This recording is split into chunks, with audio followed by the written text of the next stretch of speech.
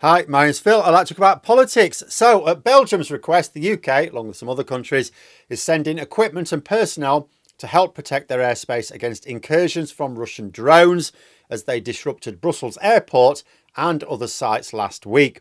Russia is once again testing waters, pushing boundaries. It has found an inexpensive way to taunt NATO. How should we respond? Should we send a fleet of our own drones into Russian airspace to drop pride-coloured dildos onto Moscow? Or is there something more sensible we should be doing instead? So last week, disruption at Brussels airport, not like the disruptions to flights in the USA caused by Trump's government shutdown, but by Russian drones in the area. They were also sighted in other parts of Belgium as well. It's resulted in the UK, France, Germany agreeing to send reinforcements to help Belgium protect their airspace.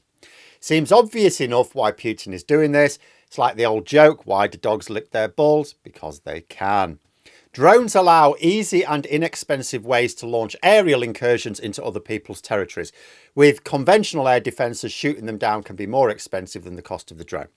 People tend not to waste jets in pointless escapades, which could result in them being shot down because they're very expensive. Also, the pilots are quite valuable as well. But drones are cheap, operated remotely, no risk to the pilot. Putin is carrying out what appears to be an inexpensive and relatively risk-free series of boundary checks. He's spent years testing NATO's resolve, almost always finding that we'll let him get away with quite a lot, and now we're paying the price. Last week, flights were disrupted. There's an economic cost to that for Belgium, but not to Russia. If Putin orders an escalation of these incursions, it could cause major disruption to life in Europe, to our economy. It allows Putin to literally spy on NATO defences. He sends drones over NATO bases, military bases in Europe. And what are we doing about it? It also creates a sense of fear in the population that Putin would like to use force, on Europe. So therefore, the idea is the population puts pressure on their governments. Can you just make peace with Putin, please? Even if it means sacrificing Ukraine in return for security. And then, of course, he does the same thing with the next country on his list and the next and so on. So it's simple. Europe needs to put a stop to these drones and do it quickly. Personally, I would favour the tit for tat that I alluded to in the beginning of the video.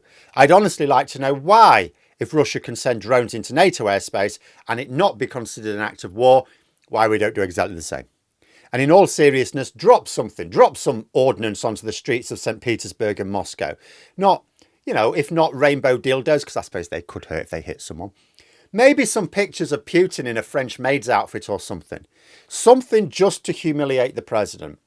However, try as I might, I cannot find any reports suggesting that NATO's top brass are even considering such a counterattack. Cannot for the life of me work out why. So what are they doing instead? Well, let's look at what's been happening. So what happened over Brussels, Copenhagen and other European cities wasn't caused by amateur pilots. It's part of a campaign of provocation. Since September, really, there's been a surge of suspicious drone activity across the continent, frequently near airports and sensitive military sites. And you think about the pattern. In early September, Poland report that Russian drones violated its airspace, forcing it to scramble jets. Days later, Romania reports a similar incursion. They're not random. A Belgian defence minister called the drone sightings over a military base a sophisticated spying operation. Classic hybrid warfare strategy. For Russia, the drones serve multiple purposes. Espionage, the low-cost, low-risk way to gather intelligence on NATO's critical infrastructure, as well as their force deployments and response times. Second, psychological pressure. Grounding flights across Europe creates chaos, sows public anxiety, generates headlines, all without triggering a direct military confrontation. Third, maybe more importantly, their probes. Every drone that crosses a border is testing the limits of NATO's air defences and resolve, searching for gaps and weaknesses in the shield. And why would Russia be interested in testing out a shield unless it plans to breach it?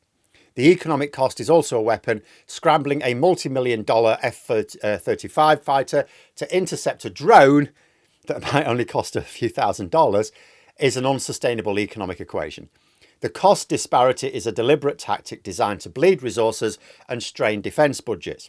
The recent wave of airport disruptions is a wake-up call, proving that Europe's critical infrastructure is vulnerable. So how does NATO plan to stop the threat that is small, quiet and numerous? First step in this new defensive doctrine is to see everything. The days of relying solely on conventional radar, which can struggle to pick up a small low-flying drone, are over. NATO is now building a multi-layered, technologically advanced web of detection. It starts with upgrading existing systems like the Airborne Warning and Control System aircraft, or AWACS, which have been tasked with a renewed focus on spotting low and slow-moving targets. But the real game changer is the integration of new specialised sensor technology. One key system being used is Hensoldt's TRML 4D radar. It's a system that uses the latest active electronically scanned array, or ACER technology. It allows it to detect and track over 1,500 different targets simultaneously within a 250-kilometre radius. It can reliably identify everything from cruise missiles to the very small drones being used in these incursions, and is already combat proven in Ukraine. But what if a drone is designed to be invisible to radar? Well, that's where passive detection comes in. Systems like Hensoldt's TwinVis don't emit a signal at all. The idea of radar usually emit a radio signal, bounces off, detect it again. Instead, what it uses existing signals from radio and television broadcast networks, which are there anyway, and by analysing how these ambient signals bounce off objects in the air, TwinVis can create a detailed picture of the airspace without revealing its own position, which makes it impossible for an adversary to detect. The entire network of sensors will be integrated under initiatives like the proposed drone wall, which aims to combine radar, acoustic detectors, and other sensors into one picture. The goal is to create a 360-degree view of the airspace, leaving no blind spots for these threats to exploit. So we're building a way to detect the drones. But what then? You then need to neutralize them, and doing it over a populated area or near a sensitive facility requires a range of options, from soft touch to overwhelming force. NATO's new interception strategy is built on this principle of scalable response. The most visible response is, of course, fighter jets, but as I say, costly. More effective and sustainable are ground-based air defence systems. The German-led European Sky Shield initiative is a project involving 24 nations to create a layered integrated air defence network across the continent. It combines systems designed for different threats and ranges. There are a range of proven medium and long range options, such as Germany's IRIS-T SLM and US Patriot missile systems. But for the specific problem of small drones, even these systems can be overkill, which is why NATO countries are developing a new class of specialised low-cost interceptors. Germany, for instance, is moving to field the small anti-drone missile system. It's a miniature missile, also known as Defender, specifically designed to be fitted onto mobile anti-aircraft vehicles like the Skyranger 30, which is a platform that's capable of destroying multiple drones in a single engagement. More innovative would be the American-made MEROP system, now being deployed along NATO's eastern flank in Poland and Romania. It's a drone-against-drone system. It uses its own interceptor drones that can autonomously navigate, even under GPS jamming, to track and neutralise hostile aerial objects. It creates a cost-effective solution that's been successfully tested again in Ukraine, where there's plenty of scope for it, fighting fire with fire or drone with drone. Finally, the most futuristic sounding part of the arsenal, directed energy weapons. They are in fairly advanced stages, we're told, of development. High-power microwave, or HPM, systems like Raytheon's Phaser, they are a swarm killer. So instead of firing a projectile, these sort of weapons emit a wide cone of intense microwave energy that fries the electronics of any drone that enters its field, and they just fall out of the sky. These systems, currently in testing, could one day disable multiple drones at once, creating a virtual force field at the cost of only electricity. And alongside HPM, you've got high-energy lasers, which offer a different advantage. That's surgical precision. A laser can pinpoint a specific part of a drone from kilometres away, burn through its control surfaces or optics, and disable it instantly and silently. But having the best technology in the world is useless if you can't coordinate a response, and the recent drone incursions have served as a catalyst for unprecedented cooperation within NATO. Following those disruptions in Belgium, the UK, Germany and France, as I said, have sent counter-drone teams and equipment to assist. The spirit of cooperation has been formalised through new command structures. Last month, in October, NATO defence ministers agreed to implement additional counter-drone measures and accelerate joint procurement and training. A key part of this is the Eastern Sentry Initiative. This strengthens NATO's posture along the eastern flank, allowing for the rapid deployment of shared assets wherever they are needed. And under this, NATO is already testing integrated systems to detect, track, and neutralise aerial threats in real time. It's not just about military hardware, it's also about data.